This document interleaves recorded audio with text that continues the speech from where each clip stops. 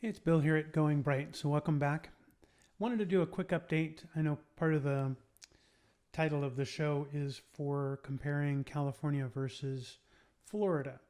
So one of the things that I got hit with when we came here was going through the registration process and trying to transfer vehicles and get Florida driver's license and getting uh, vehicles registered in the state of Florida versus California. So that took a little bit of hoops to go through. The DMV process here is a little different. They use tax collectors to go through the whole process as opposed to a DMV. And in fact, some of the DMV locations aren't tax collectors, they're actually privatized companies that are just there to process and handle these various transactions that need to be done with vehicles, driver's license, vehicle registration, and so forth. So I wanted to mention one of the biggest things. Let me see if I can get some of my fun whiz bang stuff here going.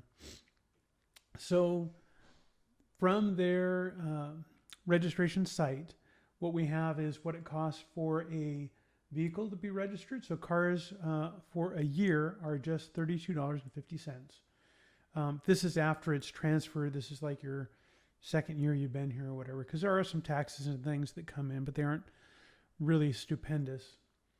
My truck, I think, came in at 3250. I think it's a little more than 3,000 pounds, but I don't think it wasn't the 6075. So basically, cars and trucks here in the state of Florida are 3250 a year. You can also opt to get 2-year tax. So that's kind of a bonus. The one thing that I was trying to get my head around was what are the other costs to drive a vehicle here in Florida. So on the surface, it looks like, man, this is going to be way cheaper. I think California basically charges you sales tax every year on the current value of the vehicle. So that's a little different. But the one thing that kind of gets you, depending on when you drive here in Florida, where you drive, it's all your choice, though. That's kind of the key piece. So ePass is what is used for paying the tolls in Florida.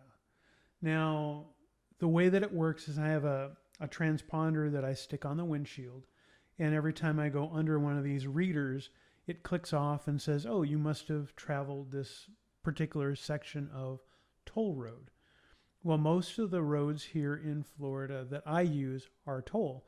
417, 528 are toll, and that's where I have to drive from here basically to anywhere I want to go. I can take surface streets and not pay the toll, or take non-toll freeways, but there just aren't, it takes you longer to do that.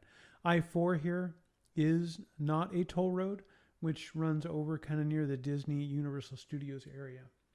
But don't be deceived. Previous balance was not 2071. That's what I had before it clicks off and automatically does I have it set, I think, to pull $40 every time it does a draw. And when it gets down below 20 or whatever, it pulls another 40. So last month, this is 1 month, I paid $237.12 in tolls. That's quite a bit. And it starts to add up. So this is really where the main road tax comes in. But the nice thing is the toll roads here are really well maintained. They're usually less impacted by traffic and so forth, because people tend to try to avoid them if they can. But this is a big substantial cost to driving in the state of Florida.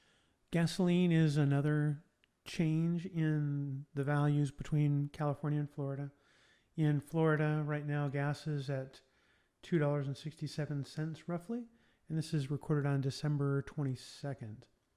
In California right now, it's a little bit more. It's $3.49, depending on where you go. It may be $3.70.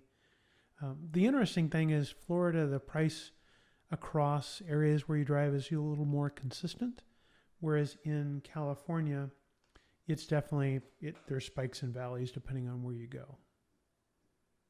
So if you drive on less toll roads or just around locally within your city, you could save a whole lot over California. $32.50 a year to register, and then $2.67 a gallon for fuel. That's a whole lot less than what it is in California. Where you need to understand your budgeting as you move out here is in the toll roads. So be aware of that. It can be substantially more money to travel or drive within Florida.